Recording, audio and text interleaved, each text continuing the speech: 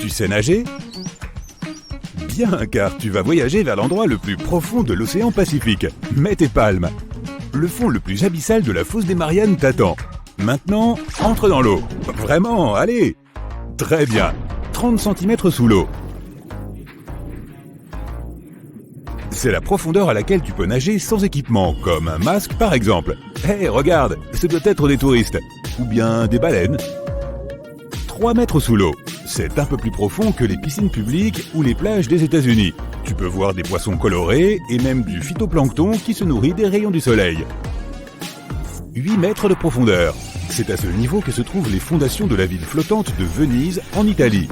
Ces bâtisseurs ont posé des colonnes à cette profondeur, sur lesquelles ils ont ensuite construit les maisons et les rues. 10 mètres sous l'eau. Tu commences à ressentir une forte pression. À la surface, tu te trouves sous la pression atmosphérique, 1 kg force par centimètre carré. Mais ici, à 10 mètres, cette pression est doublée. Toutes les poches d'air de ton corps, dont tes poumons ou tes oreilles par exemple, commencent à se comprimer à cause de cette pression, ce qui te met mal à l'aise. Mais ne t'inquiète pas, tes organes sont souples et élastiques. Tu peux continuer à descendre. 12 mètres sous l'eau. Oups, tu commences à manquer d'air. Une personne peut en moyenne retenir sa respiration pendant 30 à 90 secondes. L'impressionnant record actuel est de 24 minutes et 37 secondes. Bon, tu auras besoin d'un équipement de plongée pour continuer ta descente. Et voilà, tu prends de la bouteille, dis donc. Les touristes plongent à cette profondeur pour observer les récifs et les coraux. Tu n'as pas besoin de compétences particulières pour cela, mais tu ne peux pas plonger plus profond sans formation ni permis. 14 mètres de profondeur. Fais attention, des requins nagent par ici à la recherche de nourriture. Parfois, les touristes descendent à cette profondeur dans une cage sécurisée pour voir ces bêtes de près. Il vaut mieux rester à l'écart de ces prédateurs et ne pas attirer leur attention. Assure-toi donc de ne pas porter de bijoux brillants. Les requins adorent ce genre de choses. 19 mètres sous l'eau. À cette profondeur, tu pourrais voir le laboratoire Aquarius Reef Base de Floride. Il s'agit d'un bâtiment entier avec des pièces pour explorer les fonds marins, le tout accessible par une trappe. 32 mètres de profondeur. Tu vois une étrange cloche suspendue à une chaîne. Les gens utilisaient cet objet pour plonger en eau profonde il y a environ 400 ans. Ils descendaient une cloche depuis un bateau au moyen de chaînes avec des plongeurs à l'intérieur. Il y avait assez d'air dans la cloche pour qu'ils puissent respirer. De cette façon, ils pouvaient explorer les navires naufragés et récupérer leurs trésors. 42 mètres. À cette profondeur, tu trouveras une ville entière engloutie dans le lac Qiandao en Chine. Tu peux encore y voir des rues, des maisons et des temples. 100 mètres. Waouh! Tu as failli percuter une énorme baleine bleue. Comment as-tu pu ne pas la voir? Ces animaux qui font la taille de 2 wagons de train plongent généralement à cette profondeur. Chut! Écoutons-les chanter quelques instants. C'est magnifique. Continuons. 200 mètres. C'est là qu'une grande partie de la vie océanique s'arrête. Les rayons du soleil pénètrent à peine plus bas.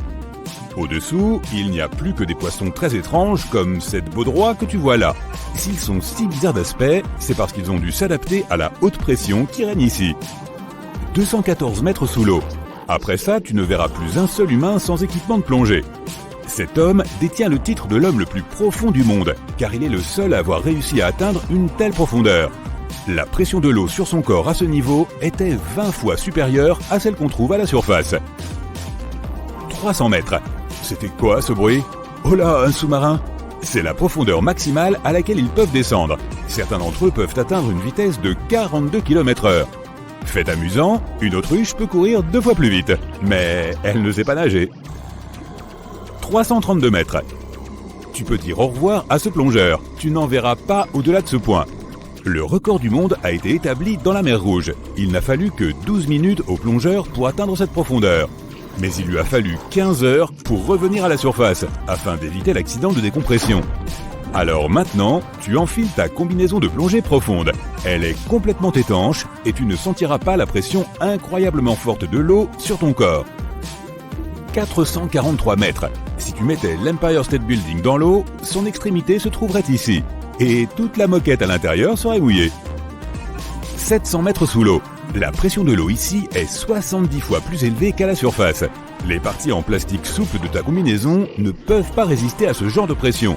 Mais une livraison d'urgence arrive. C'est un submersible de grande profondeur. Maintenant, tu peux continuer à descendre jusqu'au fond. 830 mètres. Ici, tu verrais la pointe du plus haut bâtiment du monde, le Burj Khalifa. Mais qui donc s'amuse à mettre tous ces immeubles dans l'eau ? 1641 mètres. C'est la profondeur de l'un des lacs les plus anciens et les plus profonds du monde, le lac Baïkal. Sa superficie est légèrement supérieure à celle de la Belgique. 2450 mètres. C'est la profondeur record atteinte par la plateforme pétrolière Perdido dans le golfe du Mexique. Et sa partie supérieure émergée, composée de 3 ponts, est presque aussi haute que la tour Eiffel. 3646 mètres. C'est la profondeur moyenne de l'océan Atlantique. Tu peux y voir un énorme tube aussi large que le cou d'une girafe. On dirait qu'il n'a pas de fin. Ce câble reliait l'Europe et l'Amérique du Nord et servait autrefois aux communications télégraphiques. 3750 mètres sous l'eau. Soudain, dans l'obscurité, tu aperçois la silhouette d'un navire. Pas possible, mais c'est le Titanic. La pression intense de l'eau écraserait complètement une personne à cette profondeur. Tu ne peux donc plonger jusqu'au Titanic que dans un sous-marin. 4000 mètres. C'est ici que s'arrête la mine la plus profonde au monde, la mine d'or de Mponeng en Afrique. Mais il existe encore des endroits plus profonds à visiter. Accélère. 6100 mètres. Ici, tu peux voir les débris les plus profondément engloutis d'un vieux navire. L'USS Johnston a coulé il y a plus de 70 ans. Tu peux encore clairement voir le numéro 557 sur sa proue. 8000 mètres. Ici, dans cette obscurité totale, tu trouveras le poisson le plus abyssal du monde, la limace de mer des Mariannes. Elle fait la longueur d'un chat domestique et a une peau presque transparente. Ses yeux sont peu développés pour la vision, car la lumière du soleil n'atteint jamais cette profondeur. 8850 mètres. Si tu prends le mont Everest, que tu le retournes et que tu le plantes dans la fosse des Mariannes, c'est exactement là que tu verrais sa pointe. Même s'il s'agit du point le plus haut de notre planète, il te reste encore un long chemin à faire jusqu'au fond. 10 900 mètres sous l'eau. Ici, dans le Challenger Deep, tu peux encore voir des créatures vivantes. Mais tu auras besoin d'un microscope pour cela. Les bactéries qui vivent ici se nourrissent de molécules organiques similaires au pétrole. Un peu plus profond. Félicitations, tu viens de toucher le fond. Tu te trouves à 11 000 mètres de profondeur. La pression ici est 1071 fois plus élevée qu'à la surface. Mais tu n'es pas la première personne à être venue ici. L'une des dernières expéditions au fond de la fosse des Mariannes a eu lieu en 2012. Un cinéaste américain y est descendu dans un sous-marin qu'il avait lui-même conçu. Mais la pression a cassé certains moteurs, il lui a donc été difficile de manœuvrer. Le sonar a lui aussi été endommagé et certaines des batteries se sont vidées. Il est resté dans le Challenger Deep pendant environ 3 heures et a pris de nombreuses photos et vidéos. Si tu regardes attentivement le fond lui-même, tu peux voir des bulles. C'est du dioxyde de carbone et du soufre liquide. Le dioxyde de carbone est liquide ici à cause de la pression extrême et de la température proche du point de congélation. Mais il y a encore de la vie ici, dans ces conditions plus que difficiles. Les 3 micro-organismes les plus courants sont les xénophyophores, les amphipodes et les petits concombres de mer. S'il y en a si peu, c'est qu'il n'y a pas beaucoup de nourriture ici. Généralement, on trouve beaucoup de feuilles de palmier au fond de l'océan. Elles descendent de la surface jusqu'ici. Mais la fosse des Mariannes est à 200 km des îles les plus proches. Tu travailles dans une grande réserve naturelle qui abrite plus de 1000 espèces d'animaux. La nuit, tu traverses le territoire en jeep pour voir si tout va bien. La plupart des animaux dorment. Soudain, tu entends les singes crier. Ils sautent de branche en branche. Un troupeau de chevaux sauvages sort de la forêt en courant. Ils ont l'air inquiets, eux aussi. Tu entends de nombreux animaux pleurer. On dirait qu'une chose étrange et inconnue s'est réveillée et a horrifié toute la réserve. Tu vois un éclair dans le ciel nocturne, c'est une météorite et elle vole droit vers toi. Tu montes dans ta voiture, tu appuies sur l'accélérateur et tu t'éloignes le plus loin possible. La roche spatiale tombe juste devant toi et projette ton véhicule sur le côté. Tu t'évanouis. La météorite tombée émet une étrange lueur jaune. Tu es inconscient à l'intérieur de ta voiture renversée. Tous les animaux se sont calmés. Des milliers d'entre eux s'approchent silencieusement de la météorite. Son énergie vous enveloppe, toi et tous les animaux autour. Plus l'énergie rayonne, plus la roche spatiale rétrécit. Au matin, la météorite s'évapore dans l'air. Elle a absorbé les pouvoirs des animaux et te les a transmis. Tu te réveilles dans l'herbe près de ta voiture, entouré de plusieurs personnes. Ce sont les employés de la réserve et des agents en costume sombre. Ils étudient le cratère dans le sol et te demandent ce qui s'est passé. Tu leur parles de la météorite et ils t'ordonnent de les suivre. L'un d'eux te saisit fermement par les épaules. Tu n'aimes pas ça et tu veux t'échapper. 2 agents te tiennent. Tu te mets en colère et tu sens tes muscles se contracter et ta peau se couvre de fourrure. Tu repousses rapidement les hommes et tu rugis. Tes ongles se sont transformés en griffes. Tu as reçu les pouvoirs d'un ours et tu es aussi fort et féroce. Tu t'enfuis dans la forêt, mais les agents te suivent. Tu veux être plus rapide et tu sens ta colonne vertébrale changer de forme. Tu cours désormais à 4 pattes très vite. Tu as le pouvoir du guépard, l'animal le plus rapide de la Terre. C'est incroyable. Tu peux utiliser ton esprit pour acquérir les pouvoirs de n'importe quel animal. Tu te caches dans la forêt. Les agents sont loin derrière toi. Tu entends un hélicoptère dans le ciel, il projette un faisceau lumineux de projecteurs. Aïe, ils t'ont remarqué. Les agents utilisent un mégaphone pour te demander de t'arrêter. Mais tu sais ce qui t'attend. Des laboratoires, des expériences, la vie dans une cage. Tu as vu beaucoup de films à ce sujet, alors tu n'abandonneras pas. Tu cours hors de la forêt. Ils tirent des fléchettes sur toi. Tu te diriges rapidement vers un grand lac et plonges dedans. Des branchies se forment sur ton cou. C'est si bon de faire passer de l'eau à travers elles. Des palmes ont poussé sur tes bras et tes jambes. Tes pieds sont comme des nageoires. Tes jambes fusionnent pour former une grande queue et tu es maintenant un morse. Tu traverses rapidement le lac à la nage et débarques sur le rivage de l'autre côté. Plusieurs voitures et motos font le tour du lac pour te rattraper. Il y a une autre forêt devant toi, mais cette fois, elle est trop dense. Il n'y a pas d'espace pour courir vite, mais tu peux avoir la force d'un singe. Tes mains s'allongent et tes doigts deviennent plus forts. Tu sautes sur un arbre, tu grimpes au sommet et tu scannes des yeux la réserve. Tu dois aller vers le sud et atteindre une petite ville pour te restaurer. Après quelques heures, tu atteins la limite de la réserve. Tu dois maintenant sauter par-dessus une haute clôture. Tes jambes deviennent fortes, tu sautes comme un kangourou, mais ce n'est pas assez haut. Tu tombes au sol. L'hélicoptère te rattrape. Tu acquiers des pouvoirs de lézard. Des écailles collantes poussent sur tes paumes. Tu escalades rapidement le mur de béton et sautes de l'autre côté. Tu te retrouves dans les hautes herbes. Des agents viennent vers toi de tous les côtés. Tu penses à te transformer en serpent, tes bras et tes jambes fusionnent avec ton corps. Tu peux maintenant ramper. Tu passes devant tous les agents et tu te retrouves sur la route. Tu vois une voiture au loin, tu lèves la main et lui demandes de s'arrêter. Oh non, c'est le véhicule des agents. Ils t'entourent. Le projecteur de l'hélicoptère est braqué sur toi. Tu n'as nulle part où aller. Mais tu peux voler. Tes vêtements se déchirent dans ton dos, d'énormes ailes poussent de tes omoplates. Tu t'élèves dans les airs. Il fait plutôt froid ici, mais les plumes sur ton corps te protègent du vent. Super, tu peux voler. C'est incroyable. Mais aïe, tu as l'impression que quelqu'un t'a pincé par derrière. C'est une fléchette. Ils t'ont eu. Tu as envie de dormir et tu te laisses redescendre.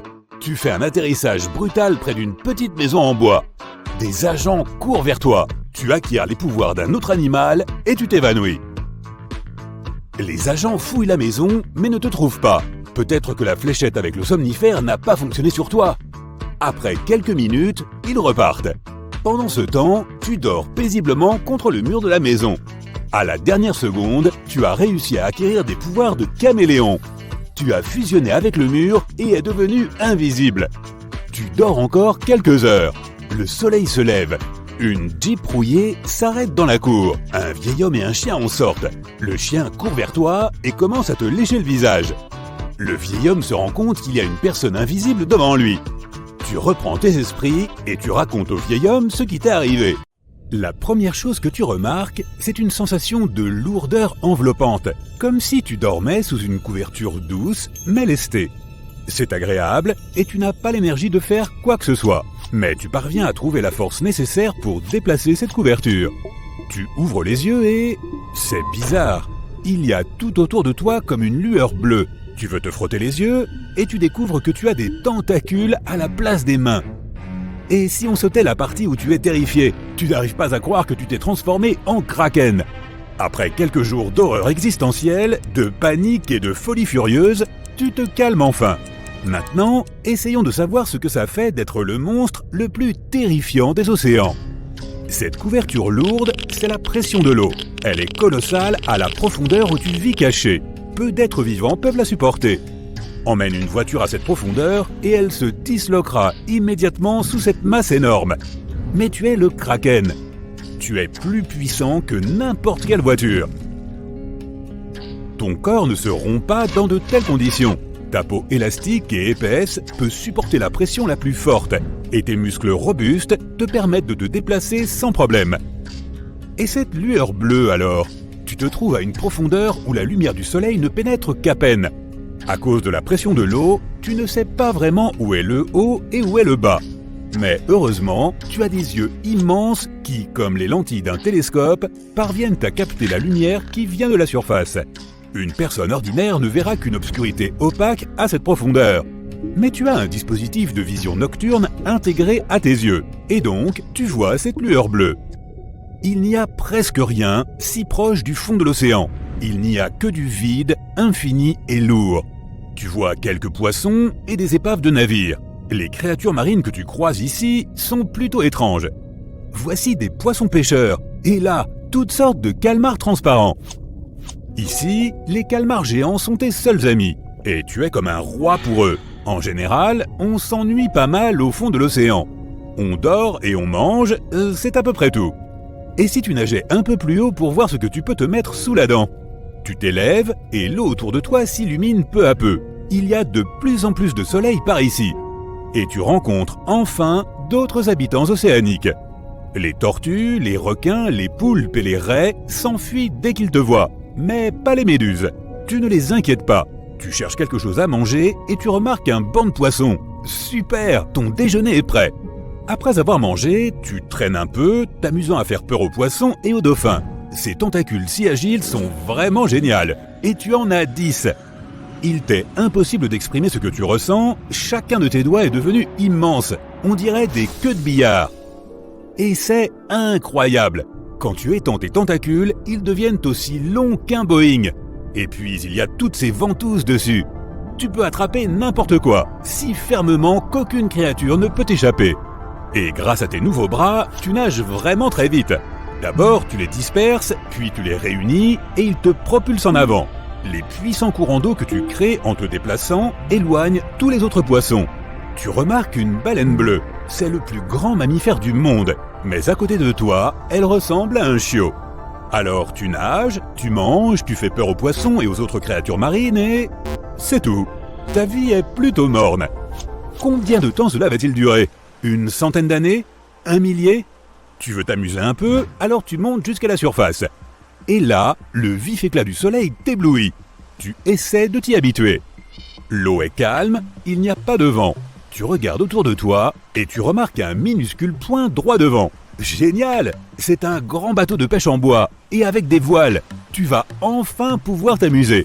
Tu as hâte de rencontrer des gens et de leur parler de toi. Alors tu nages joyeusement vers le bateau. Si quelqu'un te voyait, il te trouverait probablement bien effrayant. Tu te retrouves coincé dans un filet de pêche. Comme il est mince, tu peux le déchirer sans problème et tu remontes vers la surface. Les personnes sur le pont du bateau sont terrifiées. Elles crient et courent dans tous les sens. « Hé les gars, où est-ce que vous allez? Je veux juste un peu jouer avec vous. » Il te paraît si petit. Les pêcheurs te lancent des harpons et des haches, mais tu ne ressens aucune douleur. Tu poses un tentacule sur le pont et tu le brises sans faire exprès. Le navire est très fragile, un peu comme une boîte d'allumettes. Mieux vaut ne pas y toucher. En te retournant, tu fais accidentellement chavirer le bateau. Tous ceux qui étaient à bord sont maintenant dans l'eau. Heureusement, tu as assez de tentacules pour tous les sauver.